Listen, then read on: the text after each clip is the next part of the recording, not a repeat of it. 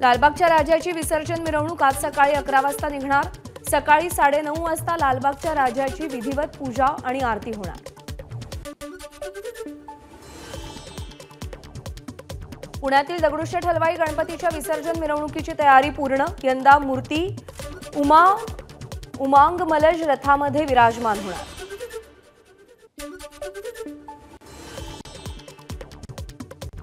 गणपती विसर्जनासाठी पुणे महापालिका सज्ज। विसर्जनासाठी सिमेंटचे विसर्जन घाट आणि लोखंडाच्या हौदांची निर्मिती।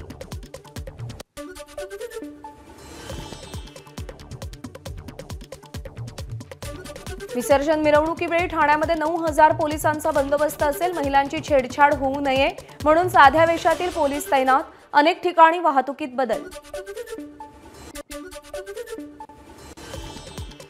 गणेश मूर्ती विसर्जन प्रक्रिया अधिक पर्यावरणपूरक करण्यासाठी मुंबई महापालिकेचा अभिनव उपक्रम। बीएमसी परिमंडळ निहाय सर्वोत्तम नैसर्गिक आणि कृत्रिम गणेश विसर्जन स्थळ स्पर्धा राबवणार। बाप्पाच्या विसर्जनासाठी नाशिक महापालिका सज्ज। विसर्जनासाठी 40 नैसर्गिक तर जलप्रदूषण टाळण्यासाठी 41 कृत्रिम तलावांचं नियोजन।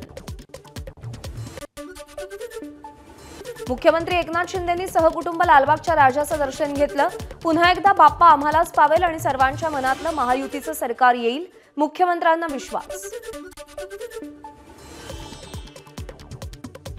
वरळीतील कॅम्पच्या राजाचं मनसे अध्यक्ष राज ठाकरेंनी दर्शन घेतलं। यावेळी मनसेचे नेते आणि पदाधिकारी उपस्थित। लालबागच्या राजाचरणी सोमवारी 38,40,000 रुपयांचं दान। यामध्ये 93 ग्रॅम सोनं तर 6,186 ग्रॅम चांदी अर्पण।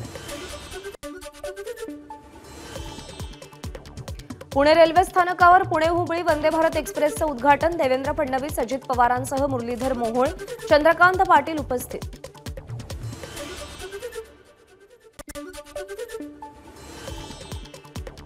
कोल्हापूरकरांची वंदे भारत एक्सप्रेसची प्रतीक्षा संपली। कोल्हापूर ते पुणे या मार्गावर वंदे भारत ट्रेन सुरू।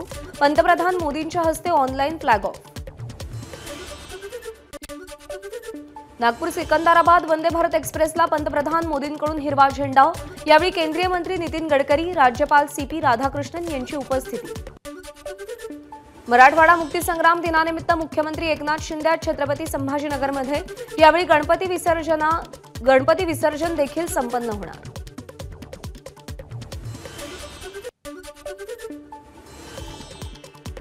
आमदार संजय गायकवाड वक्तव्यावर ठाम। आपण माफी मागणार नाही, गायकवाडांची भूमिका। 70 कोटी जनतेचं आरक्षण काँग्रेस संपवायला निघालीये, गायकवाड यांचा आरोप।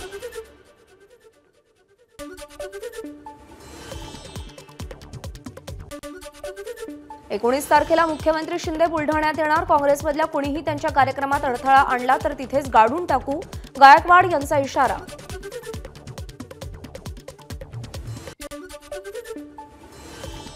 संजय गायकवाडांवर गुन्हा दाखल झाला पण अटक केली नाही तर काँग्रेसचे सगळे नेते बुलढाण्यात येऊन मुख्यमंत्र्यांच्या कार्यक्रमाला विरोध करणार, काँग्रेसचा इशारा। काँग्रेस कार्यकर्त्यांनी 4 तास ठिय्या आंदोलन केल्यानंतर आमदार संजय गायकवाडांविरोधात गुन्हा दाखल।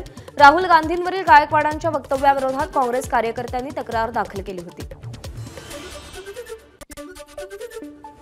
पाळीव प्राण्याला उत्तर देणार नाही, विरोधी पक्षनेते विजय वडेट्टीवार यांची संजय गायकवाड यांच्यावर सडकून टीका।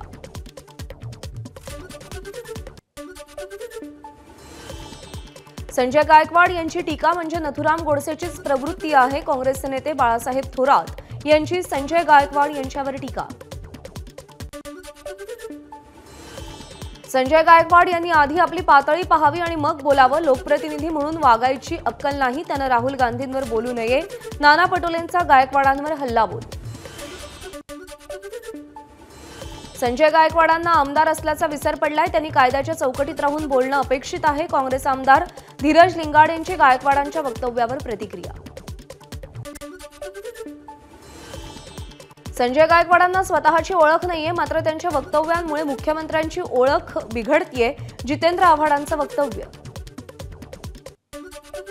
महाराष्ट्रामध्ये वाचाळवीर म्हणून ज्यांची ओळख आहे त्यांची ही भाषा, आम्हाला देखील अशी भाषा वापरता येते, मात्र काँग्रेसची ती संस्कृती नाही। सतेज पाटलांची संजय गायकवाड यांच्यावर टीका। मुख्यमंत्री यांना गुंड म्हणायचं की त्यांच्या आमदाराला गुंड म्हणायचं? महाराष्ट्रासोबत हे असं वागणं बरोबर नाही. जे सत्ताधारी आहेत त्यांना दंगल करायचे. यशोमती ठाकूरांची संजय गायकवाड यांच्यावर टीका. गोपीचंद पडळकर फडणवीसांच्या तालावर बोलतात. फडणवीस बाकी लोकांना राजकीय उद्देशाने बोलायला लावतात. आमदार रोहित पवारांची पडळकरांसह फडणवीसांवरही टीका. गोपीचंद पडळकर बुद्धिमान, ते मंगळसूत्र चोरीतूनही सुटलेत. पडळकरांनी शरद पवारांवर केलेल्या वक्तव्यावरून जितेंद्र आव्हाड यांचा घणाघात. लोकसभेतील निराशाजनक कामगिरीनंतर भाजप हायकमांडचं विधानसभेसाठी महाराष्ट्राकडे विशेष लक्ष. नो रिस्क धोरण स्वीकारत महाराष्ट्रामध्ये दिग्गज नेत्यांची फौज उतरवणार. अहमदनगरच्या शेवगाव पाथर्डी विधानसभा मतदारसंघात भाजप समोरचा पेच वाढला. माजी जिल्हा परिषद सदस्य हर्षदा काकडे यांनी विधानसभा लढण्याची तयारी दर्शवली. भाजपच्याच विद्यमान आमदार मोनिका राजळेंच्या भूमिकेकडे लक्ष. विधानसभा निवडणुकीत अजित पवार गटाचे आमदार शरद पवार पक्षातून निवडणूक लढू शकतात. आमदार बच्चू कडू यांचा दावा.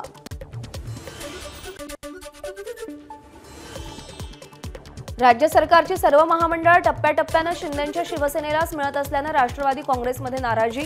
अजित पवारांनी संध्याकाळी सगळ्या आमदारांची बैठक बोलावली. शिंदेंच्या शिवसेनेमध्ये महामंडळाचं वाटप सुरू, पण राष्ट्रवादीच्या वाट्याला काहीच न आल्यानं चर्चांना उधाण. येत्या काळात राष्ट्रवादीच्या वाट्यालाही महामंडळ येणार. तटकरेंची माहिती. विधानसभा निवडणुकीमध्ये हर्षवर्धन पाटील यांनी तुतारी हाती घ्यावी. इंदापूरमधल्या मुस्लिम बांधवांचा हर्षवर्धन पाटील यांना सल्ला. केंद्र सरकारनं कांद्यावरील निर्यात शुल्क कमी करण्याचा निर्णय घेतला, तरी जेएनपीटी बंदरामध्ये सिस्टीम अपडेट न झाल्यानं अद्याप अंमलबजावणी नाही. गेल्या 4 दिवसांपासून शेतकऱ्यांचं मोठं नुकसान. 25 सप्टेंबरला राज्यातील सगळ्या शाळा बंद ठेवून जिल्हाधिकारी कार्यालयावर मोर्चा काढण्याचा शिक्षक संघटनांचा निर्णय. शिक्षक भरतीबाबतचा 5 सप्टेंबरचा शासन निर्णय असून तो रद्द करावा, शिक्षक संघटनांची मागणी. कोकणातील एमआयडीसीच्या घोषणांची सीबीआय चौकशी व्हावी. एमआयडीसीच्या घोषणा गुंतवणूकदारांना पैसे मिळवून देण्यासाठी उदय सामंतांकडील खात्यावर भाजपचे नेते बाळ माने यांचे गंभीर आरोप.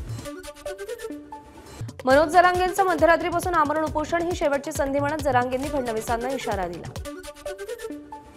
पंढरपूरमध्ये सरकारचे प्रतिनिधी आणि धनगर आंदोलकांची बैठक फिसकटली. 8 दिवसात दाखले द्या, तोपर्यंत उपोषण सुरू राहणार.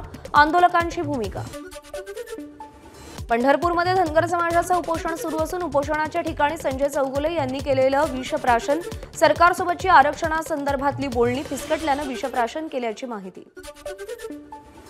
अहमदनगरमध्ये 18 सप्टेंबरपासून सकल धनगर समाजाचं राज्यव्यापी आमरण उपोषण. धनगर समाजाला एसटी प्रवर्गातून आरक्षणाची अंमलबजावणी व्हावी, यासाठी धनगर समाजाचे कार्यकर्ते आक्रमक. आचारसंहितेपूर्वी धनगर आरक्षणासंदर्भात जीआर निघेल, गोपीचंद पडळकरांनी विश्वास व्यक्त केला. अजित पवार गटाचे आमदार किरण लहामटे यांचं सरकारला घरचं आहेर. आदिवासी समाजाच्या आरक्षणाला धक्का लावू नका, तसं झालं तर उग्र स्वरूपाचं आंदोलन करू, लहामटे यांचा इशारा. धनगर आणि आदिवासी समाजामध्ये भांडणं लावण्याचं काम देवेंद्र फडणवीसांनी केलं, तेच काम आता एकनाथ शिंदे करू पाहत आहेत. परवाची बैठकी धनगर समाजाची मतं मिळवण्यासाठी. नाना पटोलेंची सरकारवर टीका. जरांगेंनी त्यांचं पाहावं, धनगर आता खूप शहाणा झालाय. गोपीचंद पडळकरांचा जरांगेंना टोला. एबीपी माझा, उघडा डोळे बघा नीट.